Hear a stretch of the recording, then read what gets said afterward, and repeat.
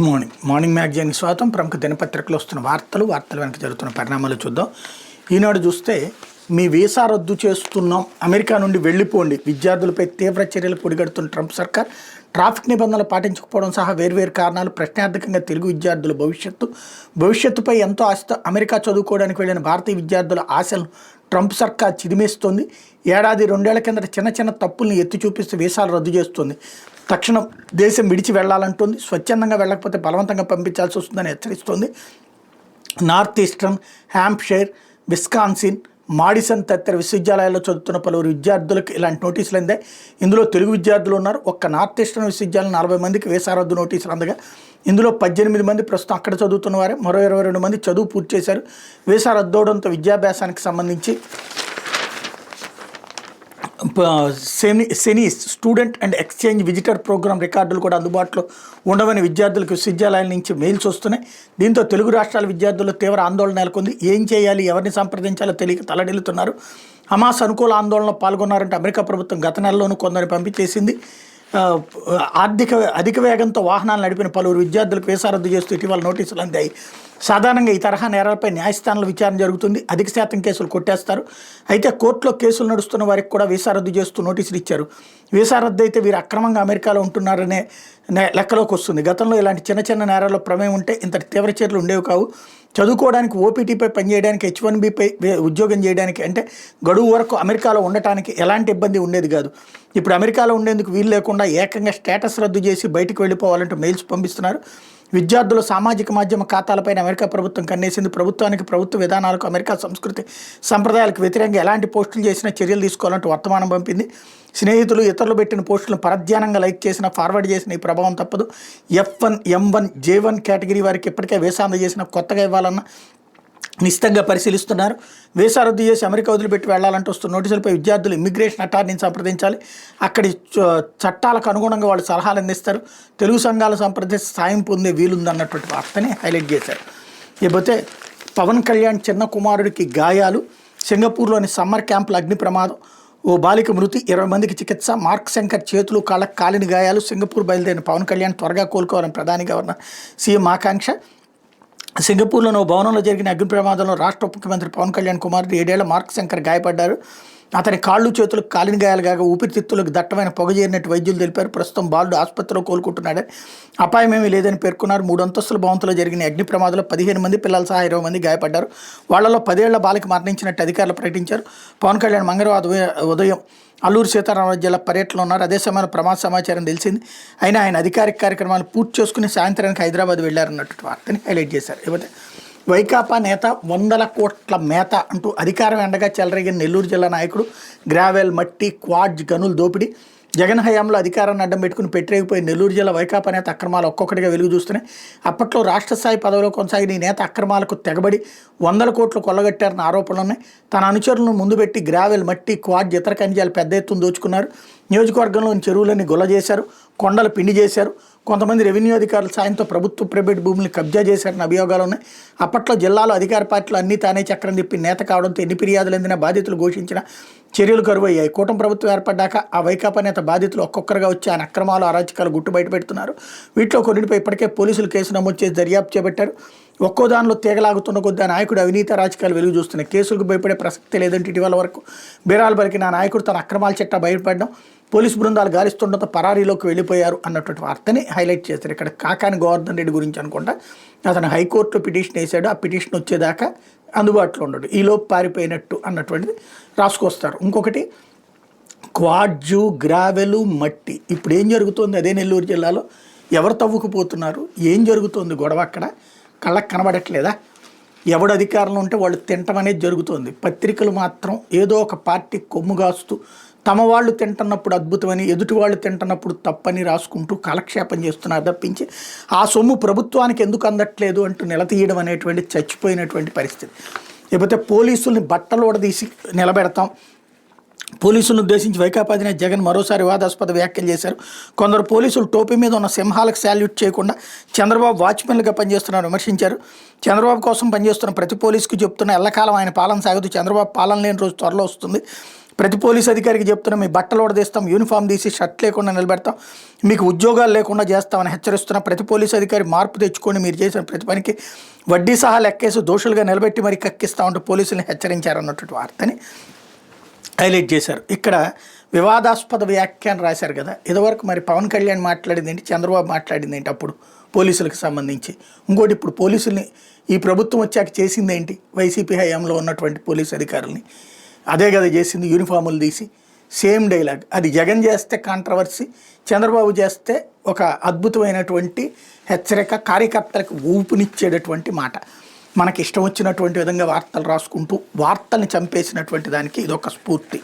అయితే పటేల్ స్ఫూర్తితో మతతత్వంపై పోరు, ఆయనకు నెహ్రూతో సత్సంబంధాలే ఉండే, విభేదాలు ఉన్నట్టు భాజపా చిత్రీకరిస్తుంది. విస్తృత CWCలో ధ్వజమెత్తిన ఖర్గే మత రాజకీయాలను ఖండిస్తూ తీర్మానం. మతతత్వం, విభజనవాద రాజకీయాలపై సర్దార్ వల్లభాయ్ పటేల్ స్ఫూర్తితో పోరాడనున్నట్టు కాంగ్రెస్ ప్రకటించింది. హింసా మతత్వాలు మన దేశాన్ని అగాధంలోకి నెడుతున్నాయని ఆందోళన వ్యక్తం చేసింది. వీటిపై పోరులో సర్దార్ పటేల్ మార్గాన్ని అనుసరించేందుకు కంకణబద్దులై ఉంటామని పేర్కొంది. గుజరాత్లోని అహ్మదాబాద్లో సర్దార్ పటేల్ స్మారకం వద్ద మంగళవారం నిర్వహించిన కాంగ్రెస్ వర్కింగ్ కమిటీ విస్తృత స్థాయి సమావేశం ఈ మేరకు తీర్మానాన్ని ఆమోదించింది. పటేల్, పండిట్ జవహర్లాల్ నెహ్రూ మధ్య విభేదాలు ఉన్నట్టు బీజేపీ తరచూ చెప్పడం ఉద్దేశపూర్వక దుష్ప్రచారం అనేది స్వతంత్ర పోరాట స్ఫూర్తిపైనే దాడిని దీనిలో పేర్కొంది. గాంధీ, నెహ్రూ, పటేళ్ల నాయకత్వాన్ని విడదీసి చూడలేమంది అన్నటువంటి వార్తను హైలైట్ చేశారు. మరి అదే పటేల్ని ప్రధానమంత్రిని చేయమని చెప్పి 300 మంది కాదు, ఒక్క కాంగ్రెస్ నాయకుడు తప్పించి మిగతా నాయకులందరూ పటేల్ని చేయమంటే ఎందుకు చేయలేదు? అది మోసం చేయడం కాదు పటేల్ని. పటేల్ మరి ఆ రోజున హైదరాబాద్ సంస్థాన విలీనం అన్నటువంటిది పటేల్ లేకపోతే సాధ్యమయ్యేదా? మరి నెహ్రూ ఎందుకు చేయలేదు? అలాగే కాశ్మీర్కి సంబంధించినటువంటి దాంట్లో నెహ్రూ ఐక్యరాజ్య సమితికి పంపిస్తే పటేల్ సైన్యాన్ని అక్కడికి పంపించాడా లేదా? అదే లేకపోతే కాశ్మీర్లో ఇప్పుడు ఆ ముక్కన్నా మనకు మిగిలేదా? ఇది కూడా తెలియదు పబ్లిక్కి, లేదా ఈ కాలపు పిల్లలకి పెద్దగా చదువు రాదు, అంటే ఈ చరిత్ర గురించి అవగాహన లేదు కాబట్టి మేమేం అబద్ధాలు చెప్పినా చెల్లుబాటు అవుతుందని ఒక తీర్మానం చేసేసి పడేసేస్తే సరిపోతుందా అంటే అదే కోణంలో అనుకుంటున్నారు. లేకపోతే తమిళనాడు గవర్నర్ చర్య రాజ్యాంగ విరుద్ధం, శాసనసభ ఆమోదించిన బిల్లులను తొక్కిపట్టే అధికారం ఆయనకి లేదు, సుప్రీంకోర్టు సంచలన తీర్పు. తమిళనాడు శాసనసభ ఆమోదించిన 10 బిల్లుల్ని రాష్ట్ర గవర్నర్ RS రవికుమార్ తొక్కిపట్టడం రాజ్యాంగ విరుద్ధమని సుప్రీంకోర్టు స్పష్టం చేసింది. ఏదైనా బిల్లును మంత్రిమండలి సలహా మేరకు రాష్ట్రపతి ఆమోదం కోసం నిలిపి ఉంచాల్సి వస్తే అందుకు గవర్నర్ తీసుకోదగిన అత్యధిక గడువు 1 నెల మాత్రమే సుప్రీంకోర్టు సంచలనాత్మక తీర్పు వెలువరించింది. శాసనసభ ఆమోదించిన బిల్లులపై గవర్నర్ నిర్దిష్ట గడువులోకి చర్యలు తీసుకోవాలని మంగళవారం కోర్టు పేర్కొంది. గవర్నర్ 10 బిల్లులను రాష్ట్రపతి ఆమోదం కోసం రిజర్వ్ చేసి పెట్టడం న్యాయసమ్మతం కానీ ఏకపక్ష చర్య, అందుకే ఆ చర్యను తోసిపుచ్చుతామని justice JB Pardiwala, justice R మహదేవన్లతో కూడిన ధర్మాసనం పేర్కొంది. పెండింగ్లో పెట్టిన 10 బిల్లులు గవర్నర్ ఆమోదం పొందినట్టే భావించాలని స్పష్టం చేసింది అన్నటువంటి వార్తని హైలైట్ చేశారు. మరి కోర్టుల్లో ఈ దశాబ్దాల తరబడి ఉన్నటువంటి వాటికి కూడా అట్లాంటి ఒక డెడ్ లైన్ పెడితే పోతుంది. తీర్పులు ఇవ్వకుండా, కేసులు తేల్చకుండా ఉన్నటువంటిది దానికి కూడా ఒక డెడ్ లైన్ పెట్టుకుంటే పోతుంది కదా. అక్కడైతే సర్వనాశనం అవుతారు వాళ్ళు, న్యాయం కూడా జరగదు. ఇక్కడ దీనివల్ల దేశానికి ఏమి నష్టం లేదు. ఇకపోతే సాక్షి, బీహార్ని మించి భయోత్పాతం, ముఖ్యమంత్రి చంద్రబాబు హింసను ప్రోత్సహిస్తున్నారు. వైఎస్ఆర్సీపీ అధినేత మాజీ సీఎం వైఎస్ జగన్ ధ్వజం. ఒక్క రామగిరిలోనే కాదు, రాష్ట్రం మొత్తం రెడ్ బుక్ పాలన సాగిస్తున్నారు. పోలీసులు వాచ్మెన్ల కంటే హీనంగా వాడుకుంటున్నారు. ఏపీ ఈరోజు బీహార్ కన్నా అధ్వానంగా ఉంది. ప్రజాస్వామ్యం సిగ్గుతో తల వంచుకుంటోంది. నిందితులనే సాక్షులుగా చేర్చారంటే పోలీసు వ్యవస్థ ఏ స్థాయికి దిగజారిందో వేరే చెప్పాలా. పోలీసులు మీ టోపీలకు శాల్యూట్ చేయండి, చంద్రబాబుకు కాదు. తప్పు చేసేవారిని ప్రజాక్షేత్రంలో దోషులుగా నిలబెడతాం, ఉద్యోగాలు ఓడగొడతాం. సూపర్ 6 ఎందుకు అమలు చేయడం లేదని ప్రజలు బాబుని ప్రశ్నిస్తున్నారు. ప్రశ్నించే స్వరం వినిపించకుండా ఉండేందుకే హింసను ప్రేరేపిస్తున్నారు. మా కార్యకర్త లింగమయ్యను బేస్బాల్ స్టిక్తో దారుణంగా కొట్టి చంపారు అంటూ మీ కుటుంబానికి అండగా ఉంటామంటే లింగమయ్య హత్యను మానవ హక్కుల సంఘానికి నివేదిస్తాం. పాపిరెడ్డిపల్లిలో టీడీపీ గుండాల దాడిలో మరణించిన లింగమయ్య కుటుంబాన్ని ఓదార్చిన వైఎస్ జగన్ అన్నటువంటి వార్తని, అలాగే అడుగడుగున భద్రతా వైఫల్యం, జనం తాకిడితో హెలికాప్టర్ విండ్షీల్డ్ బద్దలన్నటువంటి వార్తని హైలైట్ చేశారు. రామగిరి మండలంలో మాజీ సీఎం వైఎస్ జగన్ పర్యటన సందర్భంగా పోలీసుల భద్రతా వైఫల్యం మరోసారి బహిర్గతమైంది. ఓ మాజీ సీఎం వచ్చినప్పుడు పోలీసులు కనీస భద్రతా చర్యలు తీసుకోవడంపై తీవ్ర ఆందోళన వ్యక్తమవుతోంది. మంగళవారం వైఎస్ జగన్ పర్యటనలో అడుగడుగున భద్రతా లోపాలు కనిపించే పాపిరెడ్డిపల్లికి వచ్చే రహదారులు వైఎస్ఆర్సీపీ శ్రేణుల్ని అడ్డుకునేందుకు ఇచ్చిన ప్రాధాన్యతను పోలీసులు జగన్ భద్రత విషయంలో చూపకపోవడం గమనార్హం. హెలిప్యాడ్ వద్ద చోటు చేసుకున్న ఘటనే దీనికి నిదర్శనం. తమ అభిమాన నేతను చూసేందుకు వేలాది మంది హెలిప్యాడ్ వద్దకు పోటెత్తారు. జగన్ ప్రయాణిస్తున్న హెలికాప్టర్ అక్కడికి చేరుకోగానే జనం తాకిడి అంతకంతకు ఎక్కువైంది. అక్కడ నామమాత్రంగా ఉన్న పోలీసులు వాళ్ళని అదుపులు చేయలేక చేతులు ఎత్తేశారు. హెలికాప్టర్ చుట్టూ జనసందోహం గుమికొట్టడంతో చాలాసేపు జగన్ బయటకు రాలేని పరిస్థితి నెలకొంది. అభిమానులు తాకిడితో హెలికాప్టర్ విండ్షీల్డ్ దెబ్బతింది. దీంతో వీఐపీ భద్రతా కారణాలు ఇచ్చే తిరుగు ప్రయాణంలో ఆయన తీసుకెళ్లలేమని పైలట్ స్పష్టం చేశారు. కొద్దిసేపటికి హెలికాప్టర్ తిరిగి వెళ్ళిపోయింది. జగన్ రోడ్డు మార్గంలో బయలుదేరి వెళ్లారు. జగన్ పర్యటన సమయంలో అరకొర పోలీసు భద్రతపై పార్టీ శ్రేణులు అనుమానాలు వ్యక్తం చేస్తున్నాయి.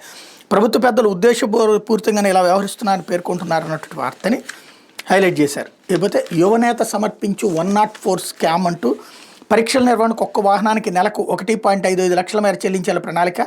904 వాహనాలకు సంవత్సరానికి 168 కోట్లు వ్యయం. 2014-19 మధ్య కూడా రక్త పరీక్షల పేరిట 300 కోట్లు మెడాల్ స్కామ్. ఈ దఫా 5 ఏళ్లలో ఏకంగా 840 కోట్ల మేర ప్రజాధనానికి ఎసరు. వైఎస్ జగన్ హయాంలో ఇలాంటి దోపిడీకి ఆస్కారం లేకుండా విలేజ్ క్లినిక్లు, పిహెచ్సిలో ఉచిత పరీక్షలు అన్నటువంటి ఒక పెద్ద కథనాన్ని హైలైట్ చేసింది. ఇందులో స్కాముల కోసమే కొత్త స్కీములు ప్రవేశపెట్టడంలో చంద్రబాబు మించిన నాయకుడు ఇంకొకరు ఉండరు.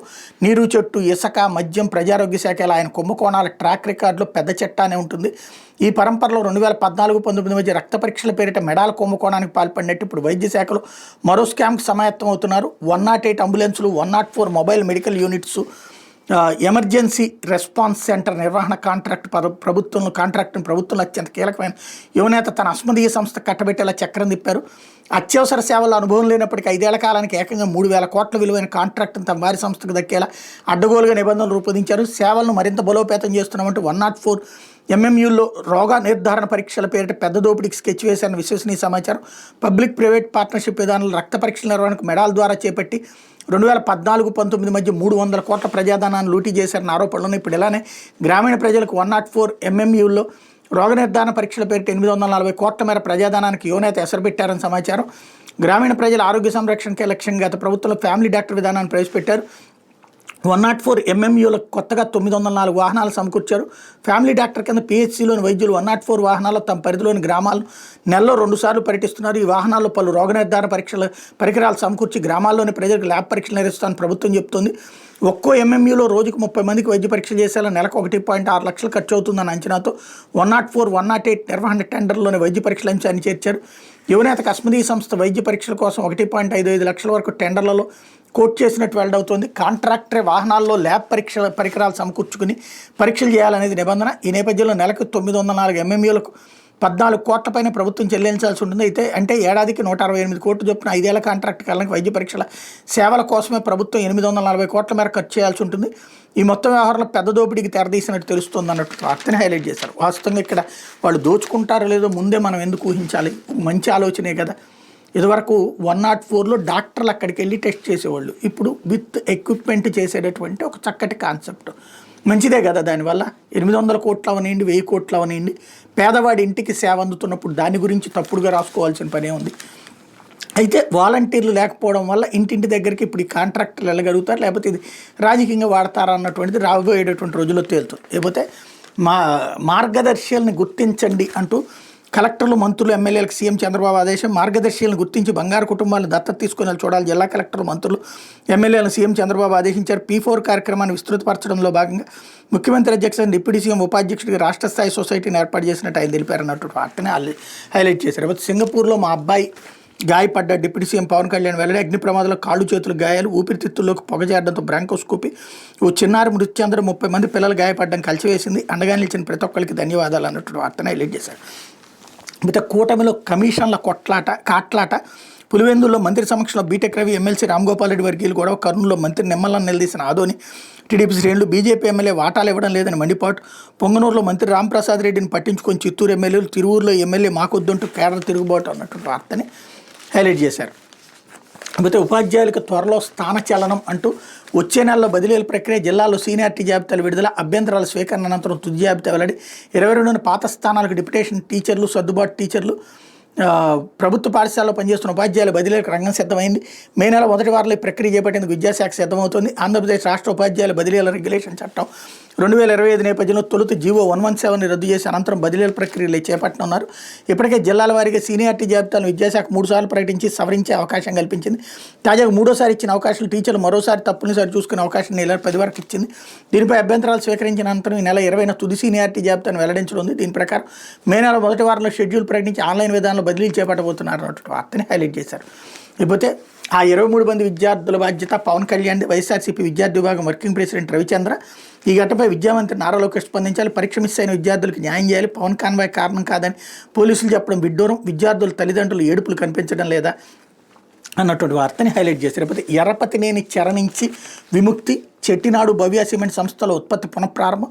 2 నెలల తర్వాత లారీల ద్వారా సరఫరా పునరుద్ధరణ. సాక్షి కథనంతో కదిలిన అధికార యంత్రాంగం. పల్నాడు కలెక్టర్ ఆధ్వర్యంలో చర్చలు జరిపి సమస్యకు పరిష్కారం. ఫ్యాక్టరీలు మూతపడడంపై ఎరపతినేనికి సీఎం క్లాస్. సిమెంట్ ఉత్పత్తి ప్రారంభంతో ఊపిరి పీల్చుకున్న కార్మికులు. పల్నాడు జిల్లా గురజాల టీడీపీ ఎమ్మెల్యే ఎరపతినేని శ్రీనివాసరావు కబందాస్తాల నుంచి సిమెంట్ ఫ్యాక్టరీలకు విముక్తి లభించింది. తనకు కప్పం కట్టాలంటూ డిమాండ్ చేస్తూ పల్నాడు జిల్లా దాచేపల్లి మండలం చెట్టినాడు సిమెంట్స్ భవ్య సిమెంట్స్ ఫ్యాక్టరీలను ఎరపతినేని మూసివేయించారు. దీనిపై సాక్షిలో ఈ నెల 6న ఎరపతినేని అవినీతి దాహం సిమెంట్ పరిశ్రమలకు శాపం పెట్టి కథనం ప్రచురితమైంది. రాష్ట్ర వ్యాప్తంగా సంచలనం సృష్టించింది. కూటమి ప్రభుత్వాన్ని కుదిపేసింది. ఎరపతినేని దుశ్చర్యలతో కూటమి ప్రభుత్వానికి చెడ్డ పేరు రావడంతో పాటు పారిశ్రామికవేత్తలు అసహనం వ్యక్తం చేశారు. పరిశ్రమల యాజమాన్యం కేంద్ర హోంమంత్రి అమిత్ షా వరకు ఈ సమస్యను తీసుకెళ్లడంతో అక్కడి నుంచి అక్షంతలు పడినట్టు ప్రచారం నడుస్తుంది. దీంతో రాష్ట్ర ప్రభుత్వం దిద్దుబాటు చర్యలు చేపట్టింది. పల్నాడు జిల్లా కలెక్టర్ అరుణ్ బాబు అధ్యక్షతన జిల్లా కలెక్టర్ కార్యాలయంలో సోమవారం ఫ్యాక్టరీ ప్రతినిధులు రైతులతో సమావేశం నిర్వహించారు. రైతుల డిమాండ్ మేరకు ఒప్పందం ప్రకారం ఉద్యోగాలు కల్పించేలా యాజమాన్యాలు అంగీకరించి దీంతో రైతుల సమస్య కొలుక్కొచ్చింది. సోమవారం రాత్రి నుంచి సిమెంట్ ఫ్యాక్టరీలో ఉత్పత్తి ప్రారంభమై లారీల ద్వారా సరఫరా చేశారు. 2 రోజుల్లో రైలు వేగంలో ఫ్యాక్టరీలోకి వచ్చేలా యాజమాన్యం చర్యలు చేపట్టింది. కొన్ని రోజులుగా మూతపడిన భవ్య సిమెంట్ ఆధ్వర్యంలో నడిచే పాఠశాలలో సైతం తరగతులు ప్రారంభించారు. చెట్టినాడు భవ్య సిమెంట్ ఫ్యాక్టరీని నిలిపివేయించి వేలాది కార్మిక కుటుంబాలు రోడ్డును పట్టడంతో ప్రభుత్వంపై తీవ్ర ఒత్తిడి పెరిగింది. మాజీ ఎమ్మెల్యే వైఎస్ఆర్సీపీ నేత కాసు మహేష్ రెడ్డి దీని మీద తీవ్రంగా స్పందించారు. నేపథ్యంలో గురజాల నియోజకవర్గం పరిస్థితులపై ప్రభుత్వ ఇంటెలిజెన్స్ విభాగం ద్వారా ఆరాధించి సమాచారం సీఎం చంద్రబాబుకు చేరవేశారని తెలిసింది. ఎమ్మెల్యే ఎరపతినేని శ్రీనివాసరావు సీఎంఓ నుంచి పిలుపు రాగా ఆయన వెళ్ళి వచ్చినట్టు సమాచారం. అక్కడ ఎరపతినేనిపై సీఎం చంద్రబాబు అసహనం వ్యక్తం చేశారని తెలిసింది. సీఎం ఆదేశాల తర్వాత జిల్లా కలెక్టర్ హడావిడిగా సమావేశం ఏర్పాటు చేసి పరిస్థితిని చక్కదిద్దే చర్యలు చేపట్టారన్నటువంటి వార్తని హైలైట్ చేశారు. అయితే పల్నాట రాజకీయ రాక్షస క్రీడ విడుదల రజనీపై కేసుల కుట్ర. ఇప్పటికే ఏసీబీ కేసుతో వేధింపులు. అక్రమంగా అట్రాసిటీ కేసులు నమోదు. మరో తప్పుడు కేసు పెట్టించేందుకు యత్నం. 3 ఏళ్ల క్రితం నవతరం పార్టీ అధ్యక్షుడు ఇచ్చిన ఫిర్యాదులో లేని పేరు. తాజాగా విడుదల రజనీ పేరు చేర్చి మరో ఫిర్యాదు. ఎంపీ లావు ఎమ్మెల్యే పత్తిపాటి ప్రోద్బలంతో రాజకీయ చదరంగం అన్నటువంటి వార్తని హైలైట్ చేశారు. ఇకపోతే ఆంధ్రజ్యోతి బిల్లుల ఆమోదానికి గవర్నర్ కాలయాపన చట్టవిరుద్ధం అంటే ఏదైతే తమిళనాడు దానికి సంబంధించి సుప్రీంకోర్టు ఇచ్చిన తీర్పుని హైలైట్ చేశారు. మరోపు P4 పటిష్ట అమలుకు ప్రత్యేక సొసైటీ అన్నటువంటిది హైలైట్ చేశారు. పరామర్శలో అరాచకం అంటూ జగన్ పర్యటనలో హైడ్రామా. పరామర్శకు వెళ్లి బల ప్రదర్శన. హెలీప్యాడ్ వద్ద వైసీపీ శ్రేణులు ఇష్టారాజ్యం. బ్యారికేడ్లు విరిచి పోలీసులను పక్కకు దోసి హెలికాప్టర్ చుట్టూ ముగిరిమైన పైలట్ బ్యాగ్ తస్కరణ. భద్రతా వైఫల్యంగా చిత్రీకరించే కుట్ర. విండ్షీల్డ్ దెబ్బతిన్నదని వెల్లడి. అదే నిజమైతే హెలికాప్టర్ ఎలా ఎగిరింది రోడ్డు మార్గంలో బెంగళూరుకి జగన్ అన్నటువంటి వార్తని హైలైట్ చేశారు. అంతే తప్పించి అక్కడ భద్రతా వైఫల్యం కాదనమాట. అదే వాళ్ళు అట్లాగే విరిచేస్తుంటే చూస్తా కూర్చున్నారు పోలీసులు. రెండోది అసలు అక్కడికి అట్లా ఎలా అలౌ చేశారు అన్నటువంటిది ఇక్కడ కీ పాయింట్. ఇదే చంద్రబాబుకి జరుగుంటే ఏమనేవాళ్ళు, చంద్రబాబుకి సెక్యూరిటీ ల్యాప్సెస్ అని చెప్పేసి రచ్చరచ్చ చేసేవాళ్ళు. చంద్రబాబు ఇంటిపై నుంచి ఒక డ్రోను, అది కూడా ఇంటి పైనుంచి కదా పక్కన ఉన్నటువంటి కరకట్టకి సంబంధించినటువంటి విజువలైజ్ చేసేటటువంటి సందర్భంలో చేస్తేనే చంద్రబాబు భద్రతకు ముప్పు అని చెప్పేసి ఏళ్ల తరబడి రచ్చరచ్చ చేసుకొచ్చారు. అదే ఇక్కడ ఏకంగా మన గుంటూరు మిర్చి యార్డు, ఇప్పుడు ఇక్కడ 2 చోట్ల కూడా సెక్యూరిటీ ల్యాప్సెస్ కనబడుతుంటే ఏమీ లేదన్నట్టు చిత్రీకరించేటటువంటి చిత్రమైన జర్నలిజం వీళ్ళకే చెందింది. లేకపోతే అమెరికా కలలు అంటూ విద్యార్థులపై ట్రంప్ సర్కార్ మరో పిడుగు అన్నటువంటి వార్తను హైలైట్ చేశారు. నేను నిన్ననే ఈ విషయాన్ని ప్రస్తావించాను. తీసేస్తున్నారన్నటువంటి. లేకపోతే సింగపూర్ స్కూల్లో అగ్ని ప్రమాదం ఇక్కడ హైలైట్ చేశారు. మరోవైపు వక్ఫ్ భూములకి ఎసరు. 30,000 ఎకరాలపై ఇంటి దొంగల కన్ను. రాష్ట్ర ప్రభుత్వ కళ్ళకు గంతలు. ముస్లింల సంక్షేమానికి వాడాలని చంద్రబాబు 4 నెలల క్రితం అధికారులకు స్పష్టీకరణ. ఇప్పుడు ప్రభుత్వానికి తెలియకుండా మంత్రాంగం 2 అధికారులు సహా 4 కీలకం. వ్యాపారం పెట్టి అస్మదీలకు ఇచ్చే ఎత్తు. వారి ద్వారా వాటిని అనుభవించాలని కుయుక్తి. వక్ఫ్ బోర్డును అడ్డుపెట్టుకుని నోటిఫికేషన్ అంటూ వక్ఫ్ భూములు వాణిజ్య అవసరాలకు వాడద్దు, వాటిని కమ్యూనిటీ అభివృద్ధి సంక్షేమం కోసం వాడాలని చంద్రబాబు చెప్తే ఆ తర్వాత 4 నెలలకే వక్ఫ్ బోర్డు సీఈఓ పేరుతో నోటిఫికేషన్ జారీ అయింది. వ్యాపార వాణిజ్య అవసరాల అభివృద్ధికి వక్ఫ్ భూములను ఉపయోగిస్తామని దాని నోటిఫికేషన్ సారాంశం. ఆసక్తి ఉన్న వాళ్ళు సంప్రదించవచ్చని కోరారు. సీఎం ఆదేశాల స్ఫూర్తికి భిన్నంగా సర్కారు కళ్ళుగప్పి ప్రకటన జారీ చేయడమే తప్పు. దీనికి తోడు కనీస అర్హతలు సైతం నిర్ణయించకుండా నోటిఫికేషన్ ఇవ్వడం అనుమానాలకు తావిస్తోంది. దరఖాస్తుదారులే తమ స్తోమత, ఆదాయం, అనుభవం వైపు నైపుణ్యత గురించి దరఖాస్తులో పొందుపరచాలంట. అస్మదీయుల కోసం 4 పెద్దలు వక్ఫ్ బోర్డును అడ్డుపెట్టుకుని డొల్ల వ్యవహారం నడిపించారని చర్చ రాష్ట్రమైన వ్యవహారాల శాఖ వర్గాల్లో మొదలైంది. ఇదో పెద్ద కుంభకోణం. యాక్చువల్గా గత 3-4 రోజులు సోషల్ మీడియాలో వైరల్ అవుతుంది. ఏదైతే వక్ఫ్ చట్టం కేంద్రం తీసుకొస్తే దాన్ని ఇమ్మీడియట్గా వాడేసుకుంటోంది తెలుగుదేశం అని చెప్పేసి కార్పొరేట్ శక్తులకు వక్ఫ్ భూములను ఇచ్చేసేసి వాళ్ళ నుంచి కమిషన్లు దండుకునేటటువంటి ఎత్తుగడ అన్నది.